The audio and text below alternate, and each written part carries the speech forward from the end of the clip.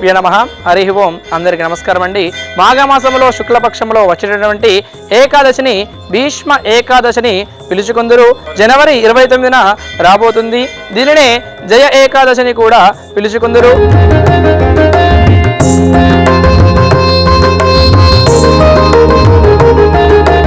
భీష్మాచార్యుల వారు విష్ణు సహస్రనామాలను ప్రపంచానికి అందించిన రోజు ఇదేనని మహాభారతం ద్వారా తెలుస్తుంది. ఈ శుభదినాన రోజంతా ఉపవాసం ఉండి శివకేశవులను దర్శించినచో సర్వ పాపాలు తొలగిపోయి విజయాలు చేకూరుతాయని అంటారు.